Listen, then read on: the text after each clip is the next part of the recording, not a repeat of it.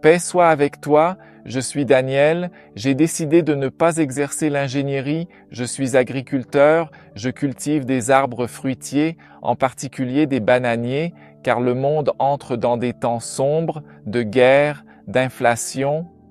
En effet, le livre de l'Apocalypse prédit également un temps où ceux qui veulent être fidèles à Dieu ne pourront plus acheter ni vendre.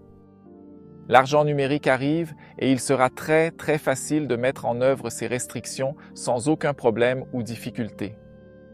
Dans la vidéo précédente, j'ai parlé des changements que la papauté a apportés à la loi de Dieu.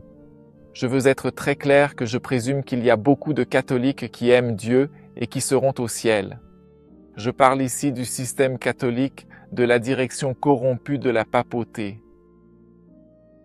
Souviens-toi, dans la vidéo précédente, j'ai affirmé que Satan était un ange. Dans Apocalypse 12, nous voyons son expulsion et comment il commence à persécuter fidèles qui sont en désaccord avec Rome. Le chapitre utilise l'illustration d'un dragon poursuivant une femme pure pendant une période de 1260 jours. En fait, il a été donné à la femme pure 2 ailes d'un grand aigle pour qu'elle puisse voler vers le désert. Le dragon n'a pas réussi à détruire les fidèles et leurs restes, et alors le mouvement de la réforme a émergé. Vous avez déjà entendu parler de Martin Luther, Calvin, Zwingli, Knox et d'autres réformateurs.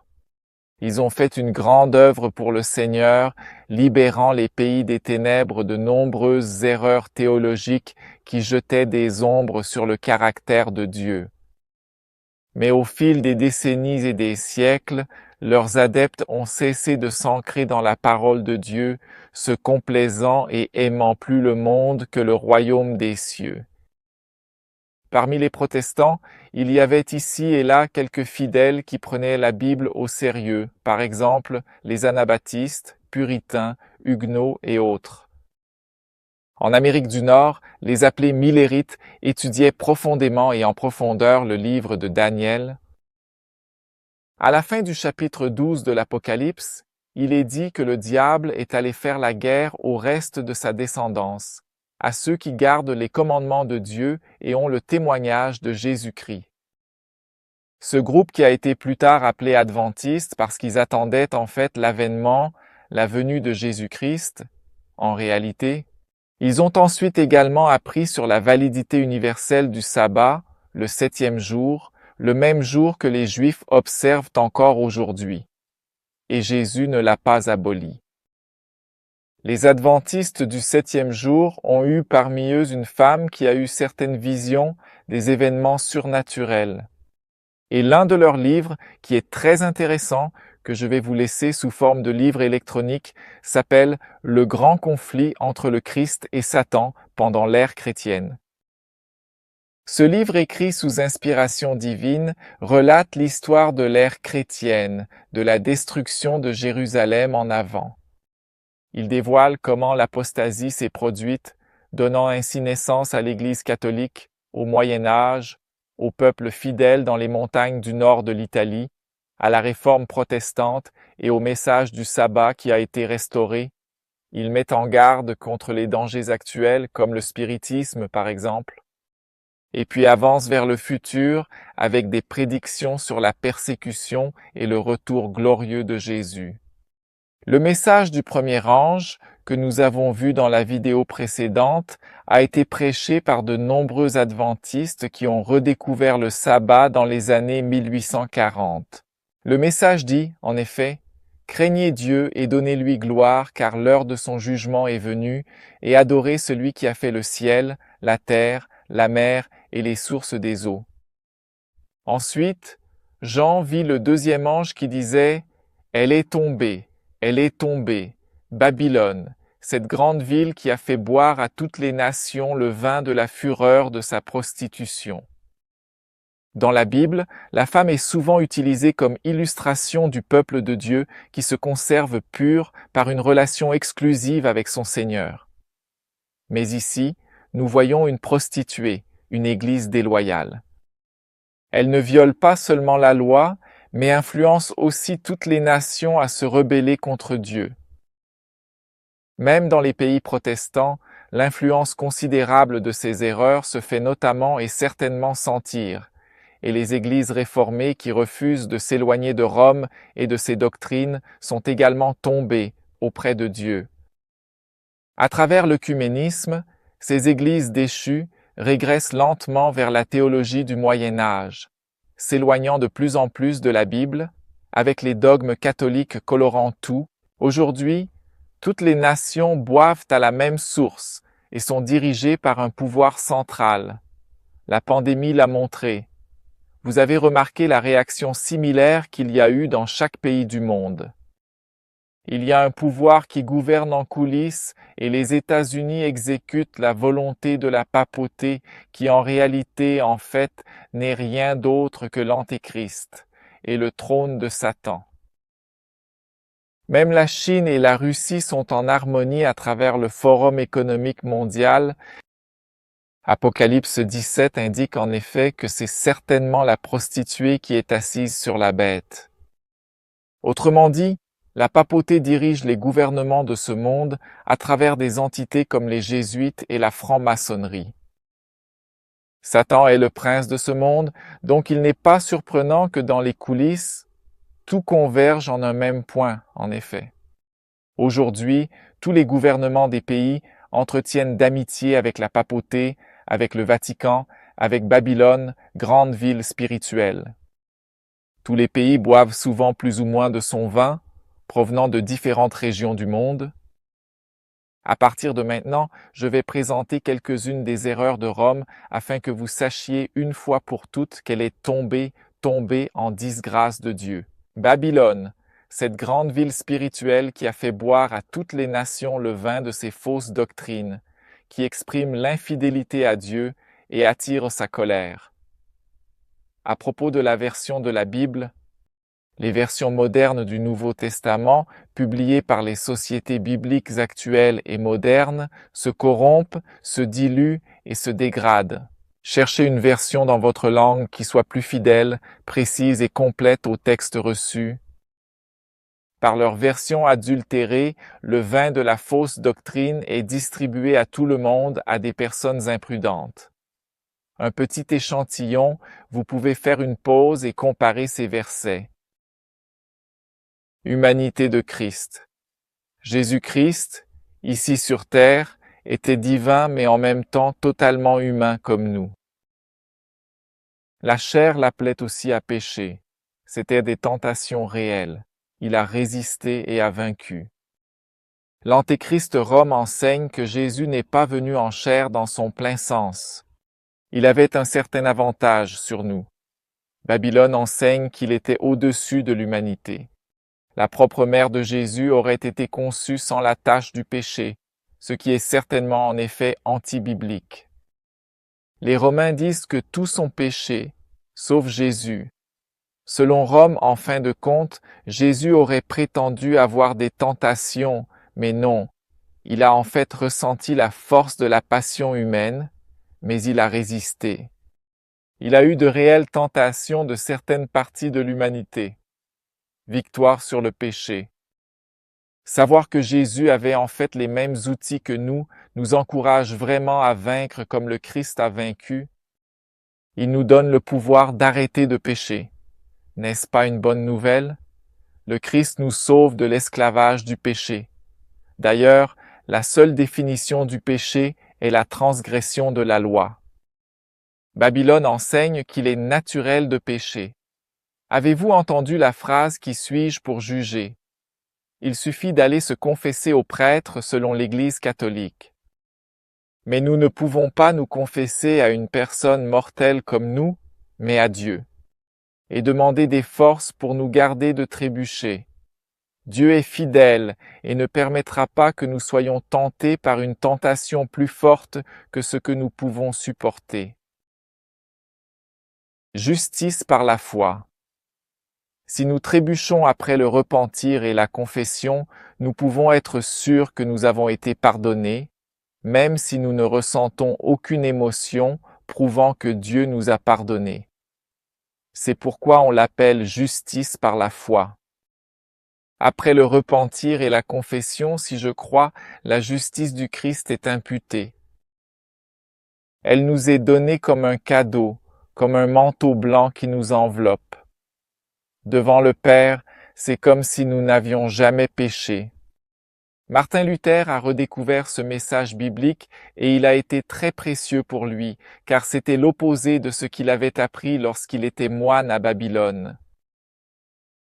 Parmi les adventistes, Dieu a utilisé Jones et Wagner à partir de 1888 pour proclamer ce message et ainsi préparer un peuple pour la venue de Christ, car cela les remplirait d'un nouvel élan de confiance en Christ, véritablement. Mais la direction de l'Église adventiste a malheureusement rejeté ce message et ses messagers. Et bien qu'il ait plus tard fait un assentiment intellectuel, une reconnaissance intellectuelle, il ne l'a pas pratiqué, ne s'est pas repenti, ni confessé cette rébellion. Le peuple qui garde les commandements de Dieu et la foi de Jésus n'a pas marché dans la lumière et la venue du Christ n'a pas été accélérée, mais retardée. Santé. Après le déluge, Dieu a permis aux gens de manger de la viande d'animaux morts, car il n'y avait pas encore de légumes. Mais il fallait drainer tout le sang, comme le dit la loi de Dieu, ce que malheureusement presque aucun chrétien ne fait aujourd'hui. Ils mangent la viande avec le sang, ce qui est un péché. Ils suivent pas la méthode biblique. Avant le déluge, les enfants de Dieu ne mangeaient pas de viande. Nous voulons suivre le plan idéal décrit dans la Genèse. Nous nous nourrissons de légumes. Aucun gramme de fromage ne doit entrer dans notre estomac, ni de thé noir, ni de café, ni de cacao, ni de chocolat. Ce sont des stimulants nous laissent altérer. Céréales, fruits, noix et légumes constituent régime alimentaire choisi notre Créateur. Il ne faut pas non plus inoculer des virus ou d'autres sérums dans le corps. Babylone, Rome, donne de son vin à toutes les nations. Le vin représente ses enseignements, sa doctrine. Et comme elle boit du vin littéralement corrompu, gâté, alcoolisé, l'illustration est très précise. Nous ne buvons rien avec de l'alcool. Notre corps est le temple du Saint-Esprit. Ne le contaminons absolument avec rien qui agit comme une drogue sur notre corps. Chaque athlète est prêt à suivre un régime et un style de vie très austère pour gagner une médaille ou battre un record qui, tôt ou tard, tombe dans l'oubli. Les astronautes ont également une préparation très stricte. Combien plus ne devons-nous pas absolument abandonner les coutumes qui nous font du mal pour gagner l'honneur céleste éternel? Vêtements, certainement. L'homme ne doit pas porter de shorts ni de vêtements moulants pour exhiber ses muscles. La femme doit porter une jupe longue.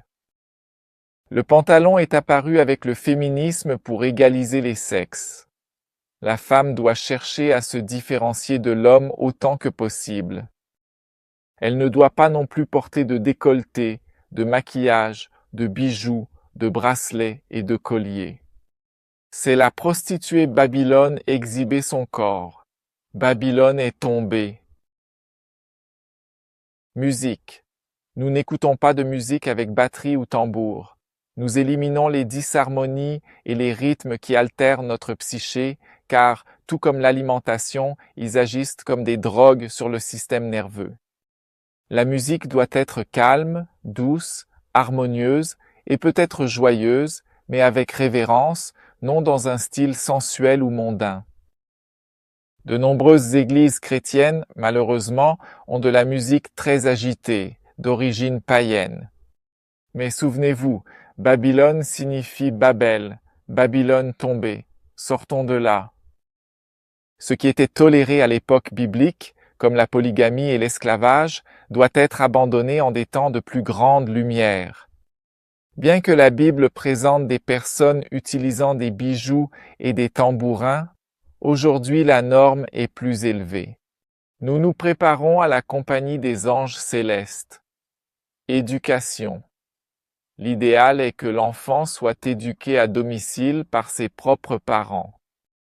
Cela la protège de l'agenda idéologique du mal et de l'endoctrinement, ainsi que des mauvaises compagnies qui corrompent le caractère.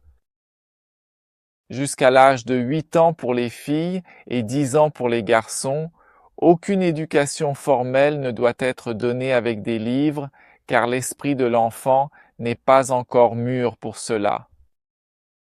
L'enfant qui fait des bêtises doit être puni avec la verge physique, oui, avec prière et un esprit doux et bienveillant.